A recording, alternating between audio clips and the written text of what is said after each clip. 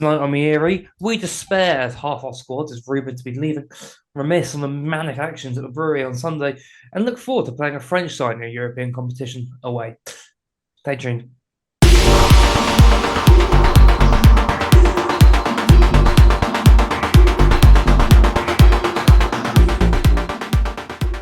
Good evening, ladies and gentlemen. I'm joined by Jack, as always. How you doing?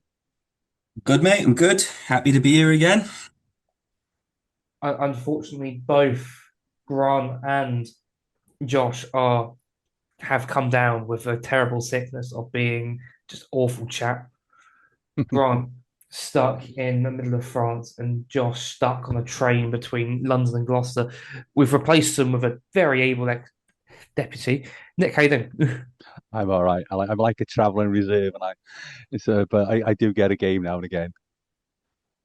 That's a great second choice to call upon if we need him. Thank you. Let's move straight into the only real piece of news this week. So far, the only thing confirmed, at least, Ethan Lewis today has been announced that he's joining Cardiff on a short-term loan deal after Cardiff currently have maybe two fit hookers. I think this is best case at both clubs. We have four, five fit hookers on our books, all of which are quite good, and I think it makes sense for all parties involved. Thoughts on them going away, Jack? Yeah, I think it makes sense. Hopefully get some game time. Good for his development. And yeah, I think it's good. Good, he covers a hole that Cardiff have. So yeah, I think it'll be good for him as well to learn and pick up new things from a different environment, and also come back then and hopefully push to get in the you know in the squad. So all in all, I think it's a good move for him. Good move for us, and good for Cardiff as well because he looks a decent player. So yeah. 100%. It's win-win, isn't it? Unless he actually picks up a really bad injury, but that's rugby. You can't wrap people in cotton wool. It's far better for him to have some game time and, as you say, come back to us with that experience. And unfortunately, we might be in a position further on the season where, he's playing regular because of, and I hope it doesn't happen, but it's not beyond the realms of possibility that one of our other hookers might pick up an injury. So you want him match fit and ready to go. I was going to say you'd argue he's probably fifth choice going to the start of the season for us. He's got a couple minutes here and there so far. He's looked pretty decent. He looks very solid URC level hooker. So we wish him all the best as he goes on and tries to get some more game time in that currently quite good Cardiff pack. The other bits of news this week happened to take place on the rumour mill. If you didn't pay attention last week, this is our new segment where we go over our favourite rumours from this week in rugby. There's been quite a few surrounding the Ospreys this week. I think it's best though we start off with Jack. What was your favourite rumour you heard this week? Well, I've been back on South African X, uh, and this week the Northern Hemisphere international rugby teams have been practicing plays to get Springbok players sent off. Apparently, sounds like something that Razzie himself would be quite proud of, actually. But yeah, that is my rumor of the week. So instead of coaching people like Blair Murray how to catch high balls, we were trying to get him to put his you know, eye in South African players' thumbs, apparently, which might go some way to explain his prowess under the high ball. But there we go. I think I saw this on Twitter last week and thought, surely he's not serious. And then he doubled down like seven times in the comments. I just, I don't know if anyone here follows the Twitter account Rugby Struggles. Yeah, It's gotten to the point where every time I see the specific person's tweets, I send them to that account, and they tell me no, we already have too many. Great account, by the way, run by some other rap members or Global Gameline family. It's quite frankly, it's absolutely absurd. and yet I love it at the same time. I just love the idea that the WRU, I mean IAFU, are agreeing on anything, yet alone that actually no, we need to make sure that South African players hurt us and brutalize us in order to get red cards. Does that also? I didn't know it included us also teaching them how to tackle their shoulders, arms tucked, and going straight for their heads. But if it works, it works. It's just fucking bollocks, isn't it, Nick? Yeah. It's absurdity, and we love it. Nick, what's your favourite rumor coming out this week? Well, I think mine is insert the name of any Osprey player who is going to be out of contract this year and they're leaving. Obviously, it's a time that any player across any team is going to be looking at their options. Rugby and professional, any professional sport, but rugby in particular, you've only got any certainty over the length of your current contract. And understandably, if we were in that position, you'd be looking at options. But at the moment, and I think in one of the programs, we sort of try to understand where players were. And obviously, it's the end of any season. We've got loads of players who will be either going on elsewhere or renegotiating a contract. And we had one, didn't we, with Keane Giles, where that was good news. And I'm sure those conversations are happening. But the latest, obviously, and would be a massive tragedy for us, is Dan Edwards being linked with Leicester, who probably made a bit of a temporary decision over bringing James O'Connor there. I think he's there, isn't he? But they're obviously looking for a young outside half who can build a team around. So yeah, so it's no surprise in that, but it is quite comical because I'm sure you could probably say the same of any other Welsh team at the moment, and obviously not helped by the fact we don't know our future, but it is plenty of rumours, and there'll be another one next week for sure. This is, I think it was Wales Online reporting it, which, I mean, it's Wales Online. It's 50-50 at best, but it makes sense, annoyingly. I know Leicester were obviously linked to signing Costello a few years ago as well, and they're clearly looking for a 10 to sort of sit there long term after George Ford left. And they've not really had one since they won the championship or won the title in 22. Yeah. Yeah. And it's unfortunate, but Dan Eds is probably the most exciting up and coming 10 on the market. Yeah. I think this one, unfortunately, it makes sense. You could see why they need a fly half. There's a lot of uncertainty around where people are playing rugby next year in Wales. He's young. He's definitely over the autumn, cemented his place in that Wales team as well. I think it's shown, what we all knew as fans he was capable of, but I think everyone else has now kind of realized it as well or seen it. And so I think this rumor actually, could potentially be more than a rumor. Um, but yeah, hopefully not. Hopefully not. But yeah. I think the big questions would always happen with what would happen with him in Wales going forward if this was to be true. He's obviously not got anywhere near the 25 caps. No, it's a good point. If he gets a reasonable offer from Ospreys, were linked with him last summer before he re-signed. So not Ospreys, Cardiff were linked with him before. It goes back to that, what is a reasonable offer, isn't it? Yeah. What is a reasonable offer? So, yeah. Have you got one? Troubling times. Yourself, Zach? Have you got Uh, I wouldn't say it's a favourite. I'd say it's the bleak reality of where we are.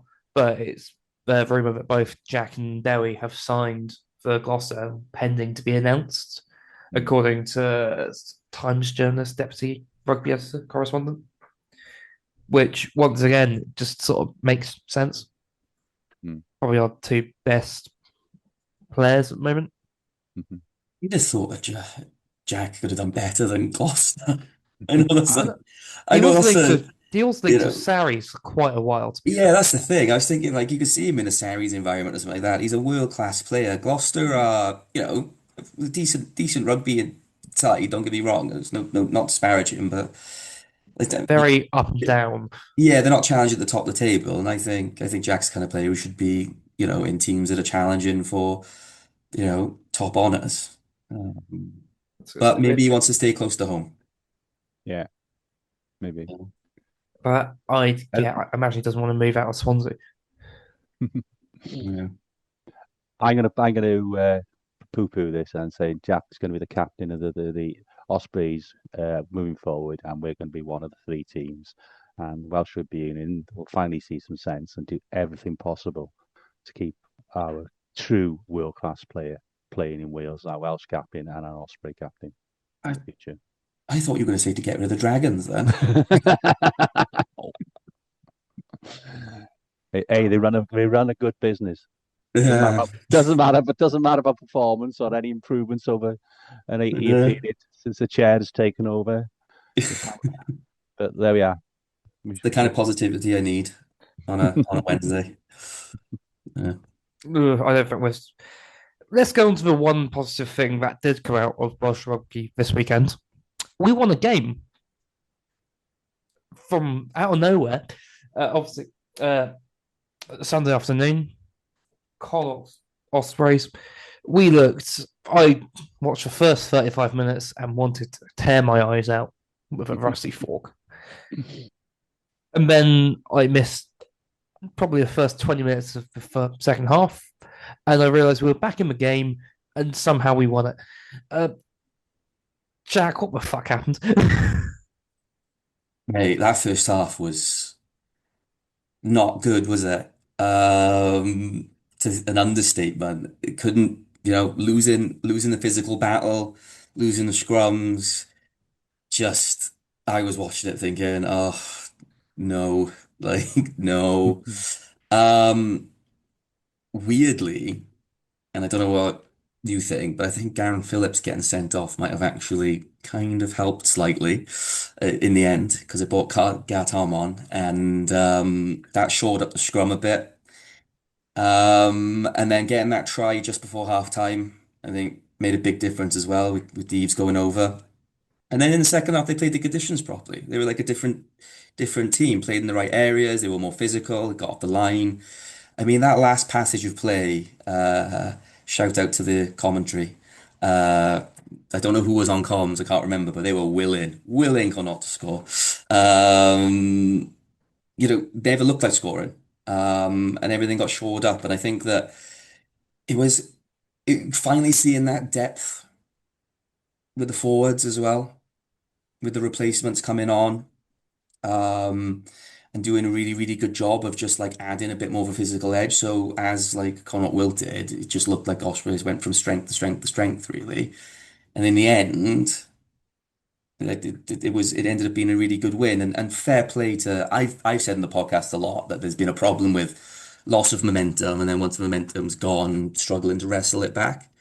I've said that in a few episodes, but this time around it was the complete reverse, which is actually they came out and they played a really, really smart game, played the conditions, played a smart game, and yeah, long live the winning streak at the Brewery Field in Europe. So there you go. Very Yeah. good. Certainly, yeah. Let's start on the first half because I think it's a big gaping issue here. It was certainly a rugby team we put out, and we certainly tried playing some rugby, but it just felt like a load of compounding errors, line out not straight when we do get the first opportunity to really go at them, and then suddenly we're back camped in our 22, dodgy yellow cards, deliberate knock on, no real good angles, but ref sees it, ref gives it. 14-0 down pretty early on. Connacht did look pretty okay Yeah. for that first sort of 25 minutes. But once Gareth Thomas came on, I think we're a completely different side. I think just having that scrum dominance almost. I think Tom Bofa looked very good on his 150th cap, Yeah. which is really nice to see. Here's to another 150 more. Happy with that. Absolutely. Yeah. It's I think I might need to put an apology form for all those who was talking down about Gareth Thomas after the Autumn Internationals. Because I think he just came on and really showed how class he is He's a on Saturday. really solid scrummager. Good, like, nuts and bolts player. And at the end of the day, that's what you're there to do. I know it sounds really like stupid, but it's like, well, like, what's the point of having a prop who can't scrum? I was like, yeah, you could be good round the park, like fair play, but if your set piece is terrible, then what's the point? And that's what he brings. He's just really, really solid. Um, yeah, I thought he probably thought he was gonna have a quiet weekend, but nope, there he was, 26 minutes in or 28 minutes in, Yeah. off the bench, shoring up that scrum. Obviously, I'm not an expert on the scrum, but I do know that Duncan Jones on the third penalty, which was given against us in the first half, he was remonstrating with the assistant ref touch judge. Just did his French Gaelic shrug for a shrug of the shoulders. But he, as I say, Duncan Jones knows an awful lot more about scrummaging than I do. Was not happy with the third penalty. But once that happened, we did the right thing, didn't we? And as I think Zach said, it was almost a blessing in disguise having to bring the yellow card for Ratty so that we could see the difference when Gartom got on. Yeah. It It, certainly made an edge. It was also really pleasing to see Reece Emery come back Yeah, and make and keep up that scrum dominance to the point where we're pushed. It felt very less the Tigers away, especially for our third try, where we get the prop spinned and we're down to uncontested scrums. yeah. Yeah. If he could, if Reece Henry can, as you said, if Reece Henry can stay fit and not get injured, wouldn't surprise me if he ended up in a Six Nation squad. Wouldn't at all. he's got, as you say, Jack, first and foremost, the prop's got to be able to scrimmage, and he can certainly do that. But Yeah. what is perhaps not recognised by us, by people perhaps who aren't so involved in the Ospreys, is what a good all-round player he is. Good Yeah. tackler, good hands, you know. I think he's currently our third choice scrum fly half. Exactly.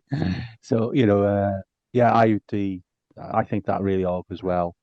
And obviously, I assume when we're going to talk about it, we'll see Ben Wadden. I'm not aware that he's injured. So, yeah, but that's going to be key for us moving forward. If we can have a little bit of depth at prop in both sides of the scrum, I think that's really good. Garin will obviously spend a lot of time analysing those scrums with Duncan this week. So hopefully, whatever happened there, he'll learn from it and move forward. So I wouldn't write Garin off either yet. I He's, think Garen was quite unlucky with the referee, to be Mm, fair. A lot of the calls looked very 50-50 on what was, at the end of the day, a very muddy and very slippery brewery field turf. mm, mm. yeah. That probably sums up the story of the first half. The second half was superb. Just it looks like the best of rugby we've played all season. Convincing, going forward, turned on, sharp. Dan Edwards came out after half time with a chip in his shoulder, wanting to do everything perfectly, and looked awesome, quite frankly. Mhm. He Mhm. looked brilliant.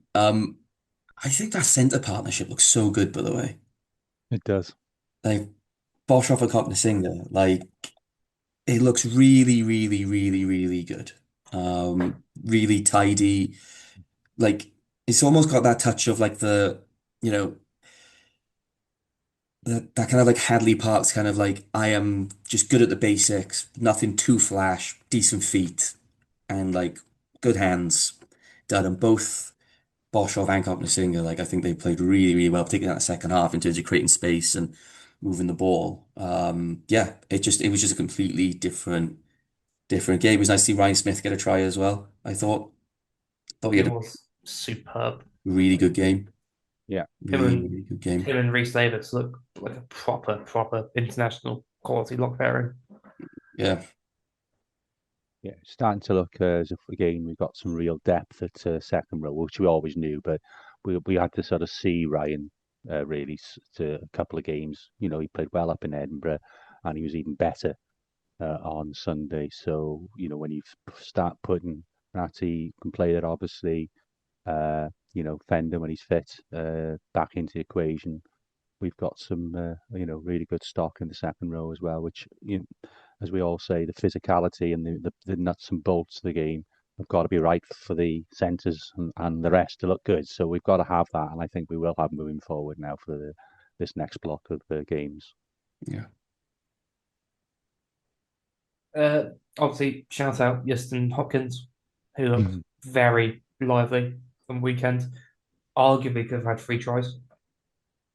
One for a 50-54 pass, one, if not for a superb cover tackle, and obviously got the winner right at the end. He's turning into a properly good sort of Yeah. URC level winger. Mhm. Very Yeah. consistent.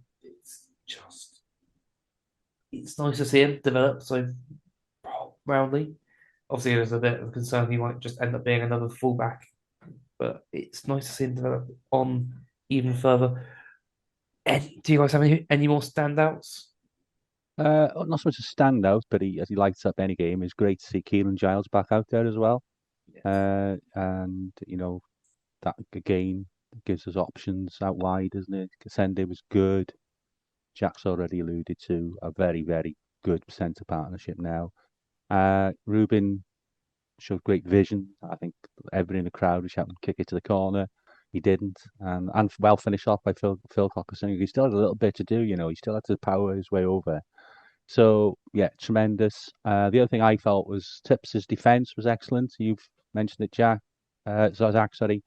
The you know that last period, they didn't really look like scoring, and we were standing up to him, and it really got the crowd going. It wasn't the biggest crowd. The Sunday afternoon was wet, and there were terrible delays travelling west as well from Swansea to Bridgend. But those who turned up thoroughly enjoyed, I think, and there's a hell of a good atmosphere by the end of the match. So again, that's going to be good when we come to some of the games we've got coming up over Christmas. So there's no major injury concerns coming up after it. It was No. a superb performance. It was a superb occasion. Mhm, Only Welsh team to get a win in Europe so far. mhm. Try and get rid of us. Let's have a look at some of the other results this weekend. In that case, some from around the community. Unfortunately, Grant isn't here. He's currently somewhere in France with a bottle of currant trout. But Jack, do you think you'll be able to make an able deputy? Here we go. Let me see if I can share the screen now. Uh, bear with me. Can I just ask something before while Jack's doing that? If anybody wants to let us know how long those roadworks are going to be going on, that'd be helpful for Ospreys or to the Osprey supporters group. I'm sure, but there was a good half an hour extra on journeys, and that's going to be important. And not so much for when we're all there for the Munster game that we're coming from different directions, but I think you need to add half an hour plus if you're travelling from the Swansea Neath area to the ground. All right. I think everyone can see it. Can everyone see my screen? We can. Yes. Brilliant. So we'll start with the SRC.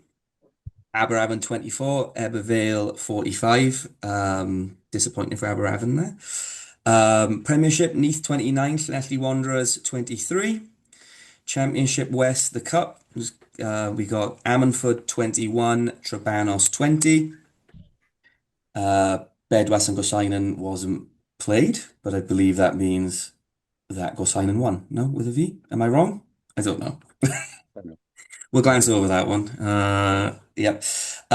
We've got Hendy 13, Aberavon Green Stars 19 in the Division 1 Cup. Division 2 Cup, Neath Athletic 20, Wattstown 32. This, oh, that is, hang on, there we go. Division 3 Cup, we've got Tom Mauer 24, Brinkhoch 20, Tenby Athletic 29, My Stake 12, Bridgend Athletic seconds 8, Cardiff Met Athletic 0, Again, 10 0, Cairo Ely 17, Dunman Athletic 23, Cobra Athletic 8, Tondy Athletic 14, Kenfig Hill 13, Trethi Clouth 5, and that is it for the community results. I think a not a lot of huge. games, sorry, a lot of games were Yeah. called off. The weather was horrendous when in South Wales, wasn't Yeah. all. Yeah, I was Um, going to say we did mention the fact that in the second half, Connacht had to kick into that wind, which probably helped the defense massively, didn't it? yeah. 16th man, the wind. Andy, the funniest moment of that game was when they had that penalty at goal. It made it to 10 metres before our post and just sort of stopped. And then Dan thumped it back down the field to sort of their 10-metre line. And they kicked out on the full, Yes, you're right. Yeah, which yeah, is I by remember far the funniest bit of the game. Let's head into as we head into the final part of this show. Remember to like and subscribe. It's only a short one this week, as we don't really want to talk about the sad bits anymore. I'm getting bored of it. But if you're enjoying what you're listening to, please drop us a follow on our social medias at Ospreys Eyrie on Twitter and Blue Sky. I don't know if we really use it. We are also all over Facebook. If you can subscribe and rate us on your podcasting platform of choice, it would mean a lot. Let's move on to the big game this weekend. Away in Montauban. Obviously, we've got one reporter already out there playing a French team who haven't been going too well. Are we confident or are we a bit more hesitant? I guess it's more, do we think we're going to go full out or do you think we're going to rotate? I think I heard Mark Jones into. He sort of gave the impression that players who have been involved in the international block played. Some of them played last week, and others then will had last week off. And will be playing this week. So I think we'll have a very sort of similar team. I get the impression, which is really fantastic news, and BBC rugby correspondents have put it that they do expect Owen Watkins to be back and to be involved. To catch a glimpse of him on Sunday. So I think we'll have a mixed team, but I certainly no reason we can not go out there and get a result. That for them it's a funny one, isn't it? Didn't they? I think they lost, didn't they? Did they lose in their first game? So it's whether they have that French mentality. It's a home game. You've got to make it a fortress, or it's look, this isn't that important. Let's just give people a bit of game time who haven't been involved, and save our best players for the week after for the next league match. So it's very interesting. But even whoever they put out, there's no reason why we can't go out there and win and have another famous win in on French soil. They lost 41-17 to Zebra. Right, that's it. Yeah. Um, that would suggest they're not taking it that seriously. Mm. I don't think they've won. I don't think they've won one game in the top Yeah. 14, but I don't think they've They've, won. they've No. won one against Perpignan, who are bottom and haven't won any. Yeah, So so I don't see them, you know, what's more beneficial, isn't it? Like going out fully loaded to beat the Ospreys in a European Cup that doesn't really do anything or staying in the top 14. I see them, playing maybe playing this, not playing a full strength team. Um, and I think that for the Ospreys, actually, I think this competition could be a bit of a springboard. Could actually help them. We didn't have the best of first blocks. It was a bit up and down. So judging by the Connacht game, it would be a shame to take that and then follow it up by also putting out, not the full strength team that's available to us and letting that momentum slip because I think you can carry that momentum into the league. I mean, as we talked about last pod, it might finish in top eight in the URC, but probably not going to win it. Whereas there's a chance that you could go deep into this tournament and there's a good feel good factor. Nothing, would say, you can't get rid of us, much like going deep into a European competition. I don't think, to be honest. So yeah, I expect. I would like to think there'll be a win because I think that the two teams, I think the Ospreys will put a strong team out. I'm not convinced that Motorvan will.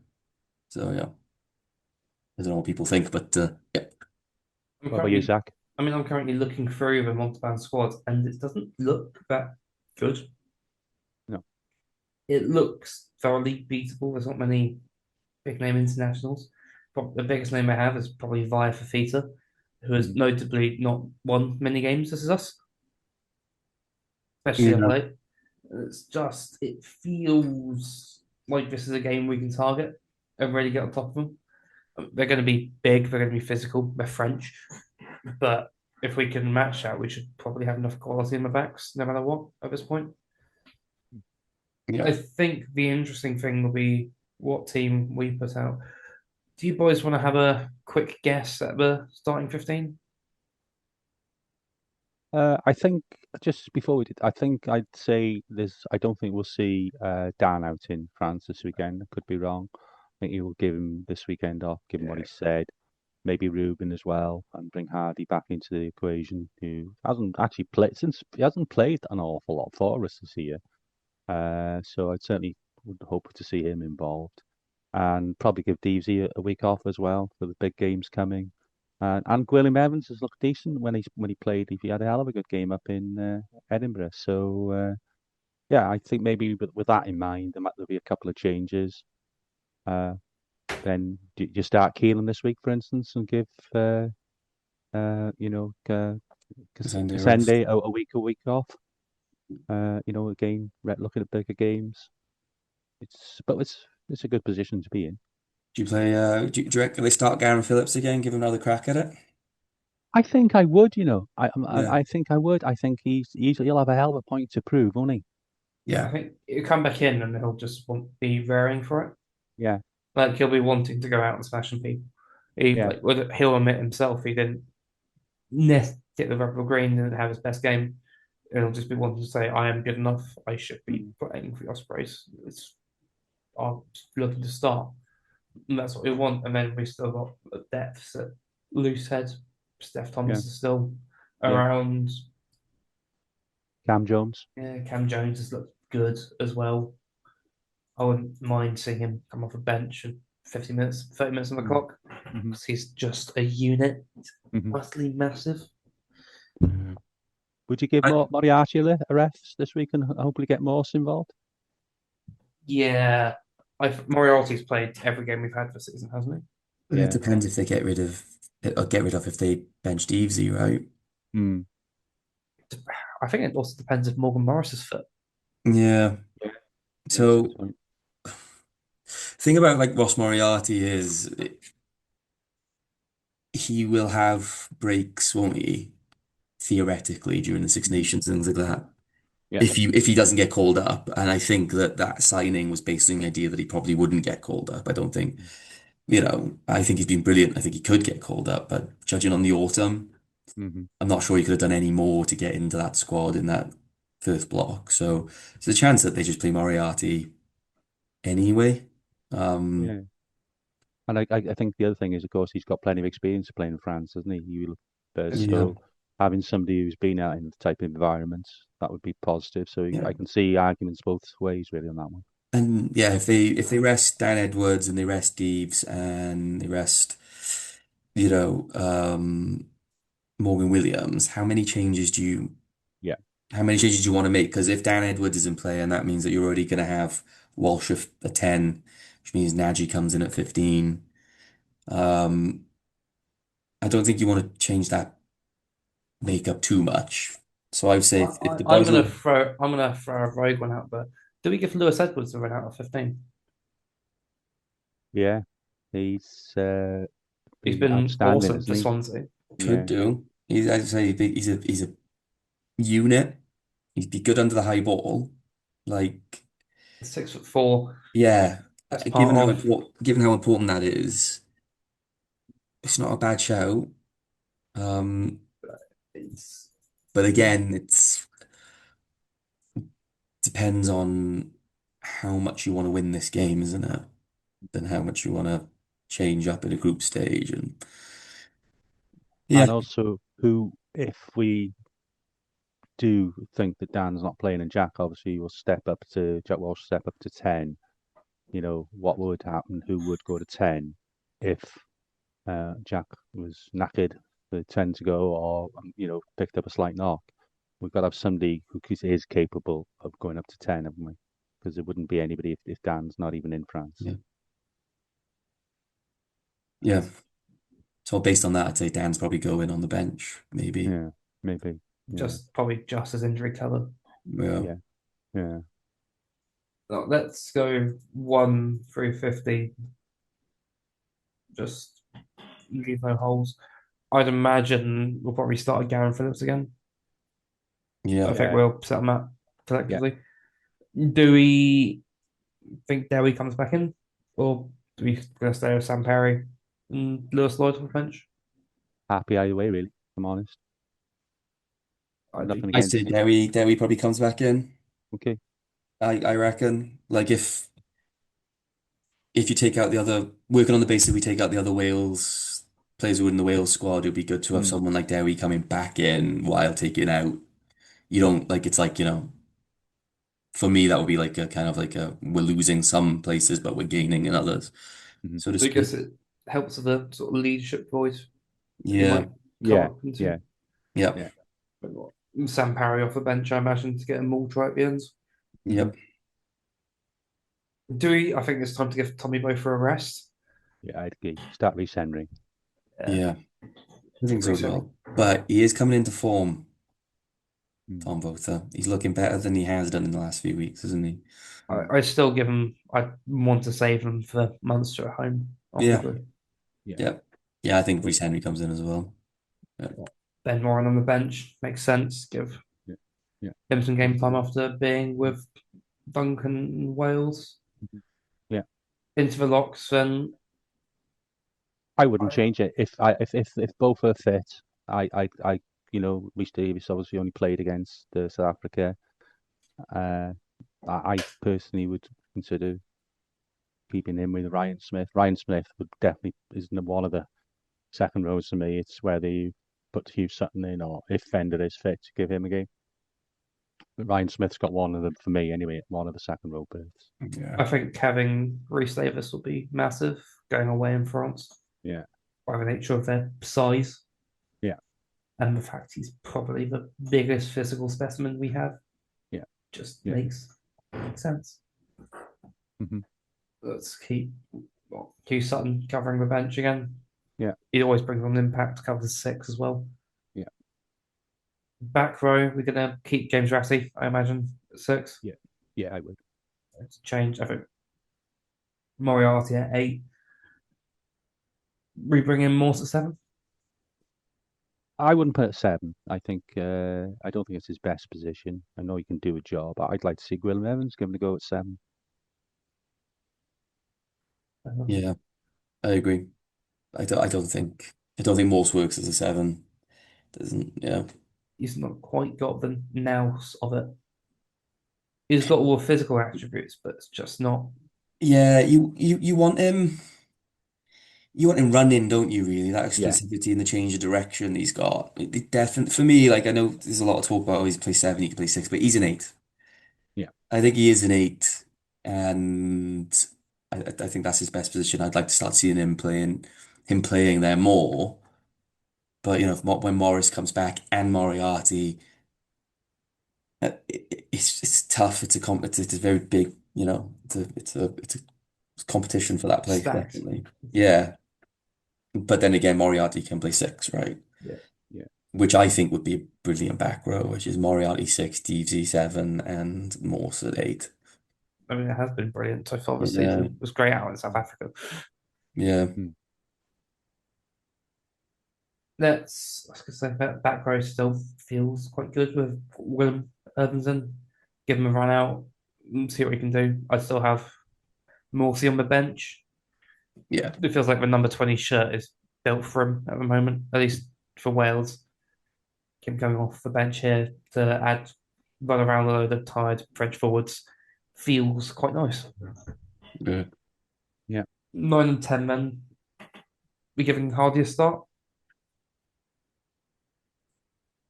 Yeah, I'd say so. Yeah. Yeah. Yeah, I would as well. What Hardy and Walsh pretty set in stone with what Lukey Mm. Dye and Dan Evans on the bench. Yeah. Yeah. Yeah. Is right. So Lukey Dye scored the last winning try we had when we were out in France. The centres, I think, is where it gets slightly more interesting. Mm. Obviously, what Watkins back? Do you think he comes in to start straight away? Do we give Big Phil a break because he's played pretty much every minute for us this season? He's had a long layoff, Watkin. I don't see him coming in straight away to start. I could see him coming off the bench for half an hour. Mm. But I think that yeah, I think the centre partnership stays the same, but you might see some changes earlier than usual because usually they don't get changed, do they? So because Well, yeah. they're so efficient. But it's just been unfortunate that for particularly for Crocker Singer that a lot of the centres have been injured. Watkins Mhm. injured and Keith's been injured. He's done a lot of the heavy lifting. Um, but I think that centre partnership stays. Um, at least to start anyway. But I wouldn't be surprised if at the end of the game it wasn't the same. Yeah. So I'm thinking that, I think. I wouldn't be too shocked if Keith is fit that we go Watkin and Keith. Is But Keith good though? Am I it's sort of game to game, I'm pretty sure. It's like he's got a niggly thing, and it's whether it niggles him a week beforehand, okay? If Keith is from fit, what I then I can see understand. Keith coming in at 12. Bolshoff playing 13, and then Watkin coming in at 13. Mm. It'll be interesting. I think it just depends if Keith is fit. That's a big one. Mm. Um, but I think Watkin off the bench sounds about right. It'll be good to see him back after 11 months out. Yeah, Quality operator. And Just then, another, sorry, another option which I understand is he's going to be still 5, 6 weeks away is Luke Scully. I'm understanding is he actually injured in training just kicking, and it's been a real nasty tear, and ooh, it's taken a long time. So I don't believe he was going to be available till January, but he's not far. But that's the sort of time scale on him because it'd be nice to see him involved again sometime, wouldn't it? yeah, was going to say, I can't remember the last time he's played, which probably because we had quite a few options at 10 going Mm. previously. He's probably currently pretty cemented in that third choice, but Mm. be nice to see him get some minutes, if nothing Yeah, else. I yeah, imagine come sort of that Six Nations period, hmm, we'll see him involved, hopefully. yeah. Hopefully, be back for that. Let's finish up then on the back three. Do you think Keelan comes back in? I imagine he does, just to get some game time in his legs. yeah. Yeah, Keelan on the left. Do we want to give Kasende a break for the first time all season? yeah. I think so. Yeah. Give him a weekend at home. Swansea. Well, who do you think comes in? Do we keep Yeston on the right? Yeah, keep Yestin there. Comes He's in. doing really well, as you said. Yeah. Or do they bring So Morgan in?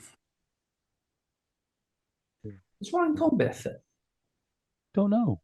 Don't know. The other one is Harry Houston, isn't he? He's in and around the squad, and but no, I'd keep Yestin and Keelan, and if any changes, on the bench and that sort of area. Yeah. I mean, I think we're pretty set on Nagy at 30, 15. Yeah, mm, yeah, Give and him some game. he's a big boy as well. You see him up close. He's built like a flat. A number 6. He's 6'4" and strapping. I was going to say, it's been a while since he's had a proper run out in a 15 jersey. Yeah.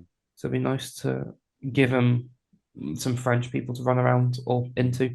You can do either. Yeah. Yeah.